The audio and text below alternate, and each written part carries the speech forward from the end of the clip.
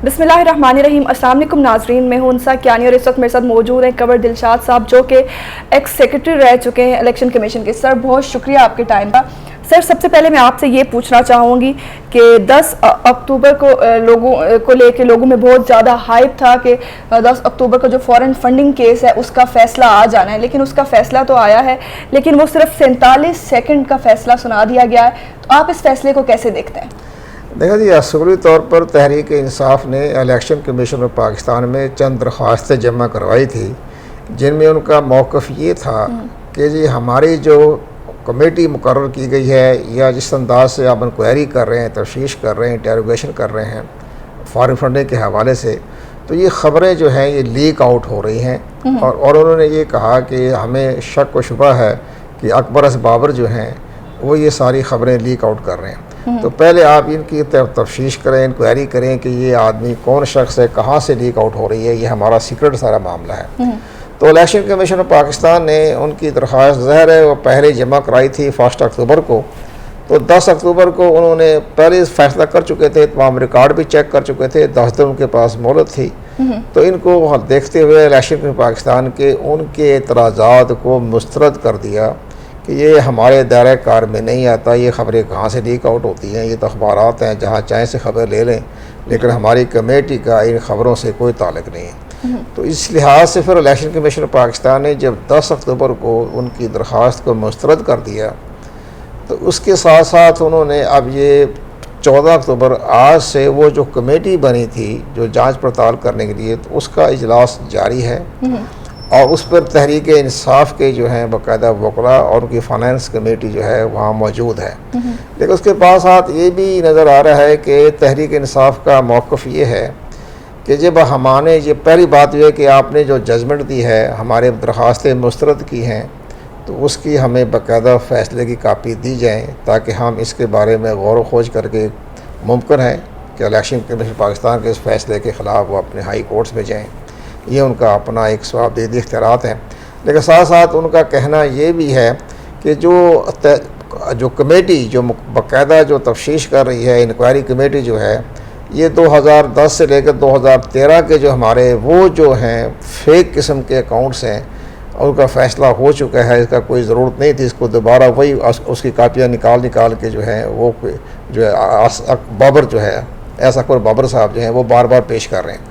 तो वो उनका एक तहरीक इंसाफ का कहना यह है कि इस केस में फ़िलहाल हम बिल्कुल हमारे लिए तो ये इस केस में कोई जान नहीं है कि ऑलरेडी ये फ़ैसला हो चुका है। ये उनका पॉइंट ऑफ व्यू है तहरीक इंसाफ का।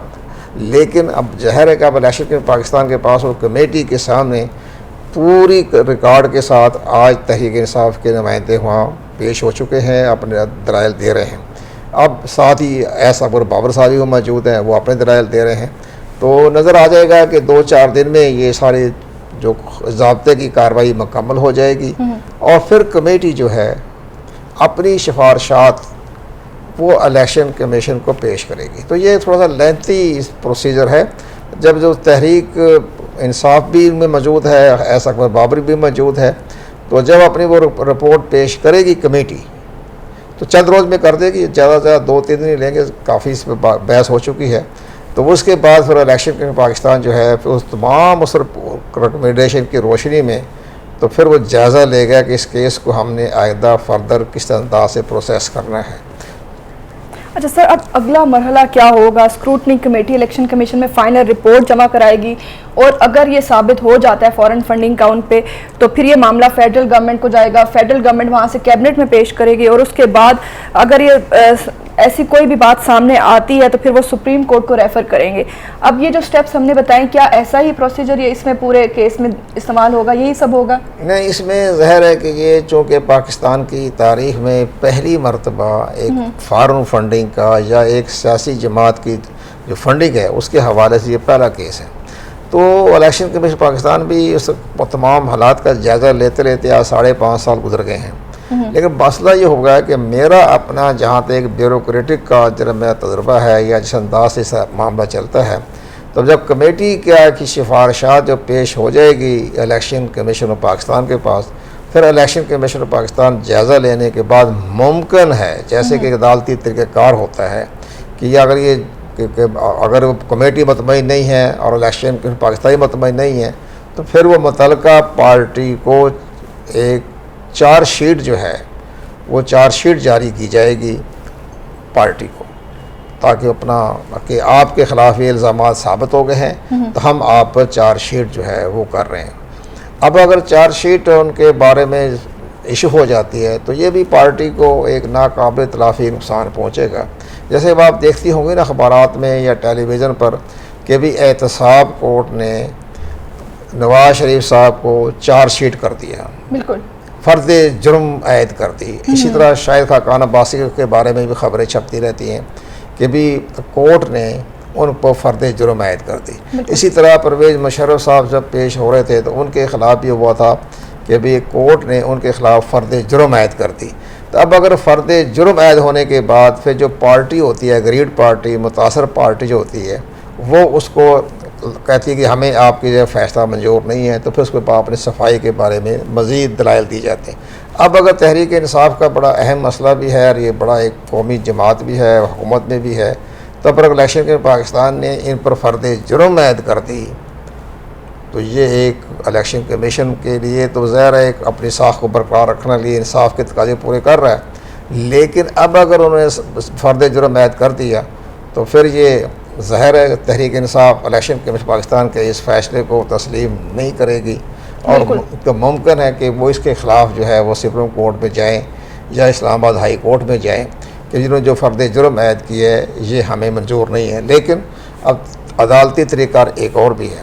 अदालती कार्रवाई जो होती है, जब किसी पे फ़र्द जुर्म आयद कर दिया जाए, कोई अदालत फ़र्द जुर्म आयद कर देती है, इलेक्शन कमीशन भी अदालत है, जुडिशरी इख्तियारात उनके पास हैं, तो फिर वो अगर इस्लामाबाद हाई कोर्ट जाएँ या सुप्रीम कोर्ट पाकिस्तान में जाएँ तो वो इसको पर ज़ाहिर है कि उनको कोई रिलीफ मिलने के इसलिए इम्कानात नहीं होते। वो कहते जी आप केस को लड़ें, देखें, फ़ैसला आने दें, तब हमारे पास होगा।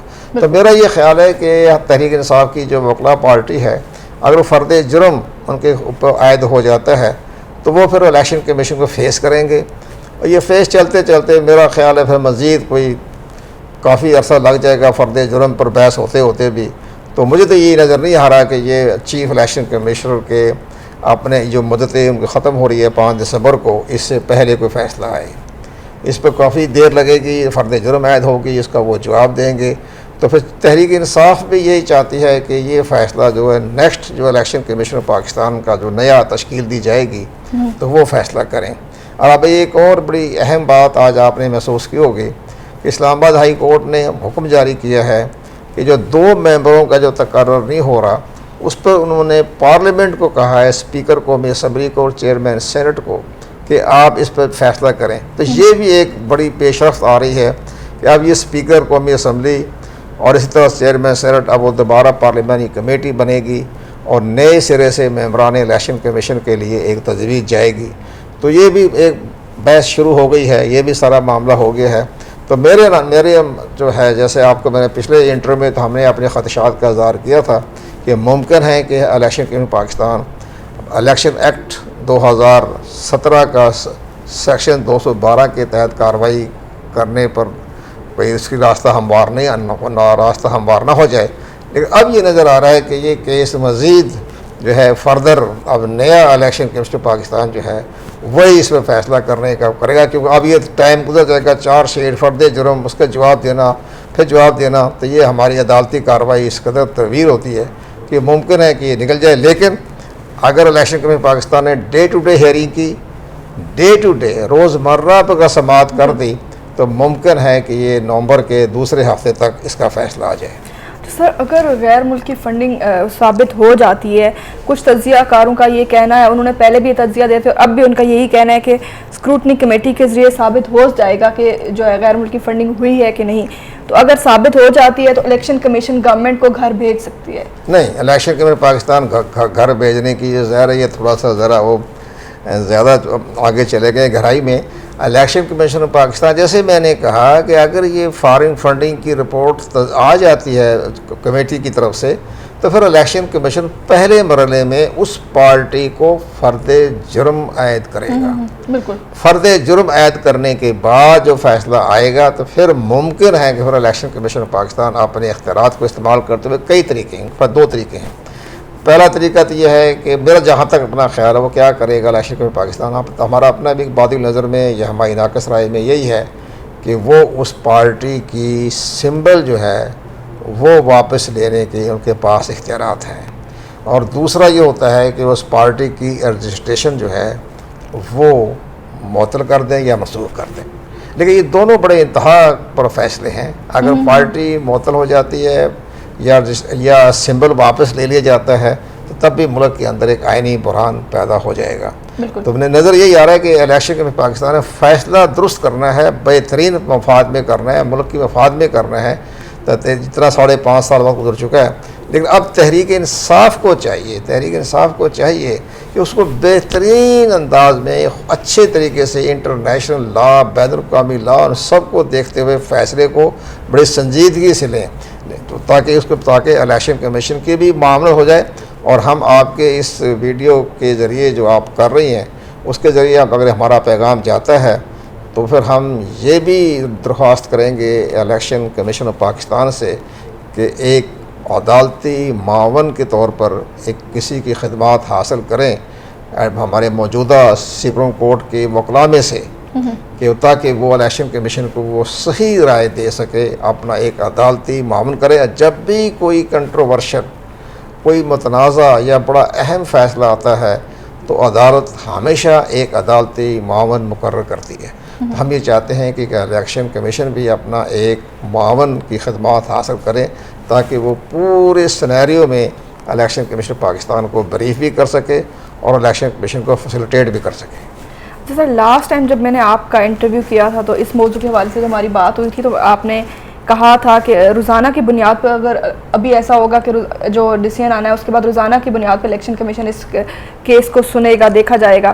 तो अगर रोज़ाना की बेस पे होता है तो इसका डिसीजन अक्टूबर में ही आ जाएगा और केस ख़त्म हो जाएगा। डिसीजन आने के बाद तो जाहिर है, क्योंकि आपने खुद कहा था कि मैं पायनियर में से भी हूँ, तो आपने इस पे हमें जो है ना काफ़ी ज़्यादा डिटेल में बताया भी था। तो इलेक्शन कमीशन के हवाले से ऐसे कोई भी बात नहीं की गई कि रोज़ाना की बेसिस पे इस केस को सुना जाए या कोई इस तरह की बात, इस पे आप क्या कहेंगे? नहीं, अभी तो जो कमेटी बनी है ना, जो कमेटी बनी हुई है, जो इंक्वायरी कमेटी है, वो इंक्वायरी कमेटी तो रोज़ाना की बुनियाद पर आज से शुरू कर दिया है उन्होंने। वो तो उसकी पहले तो उसकी बुनियाद पर अपना जो है वो इंक्वायरी कर रही है ना, दोनों तरफों के जवाब हासिल कर रही है, दोनों को दलाइल सुन रही है।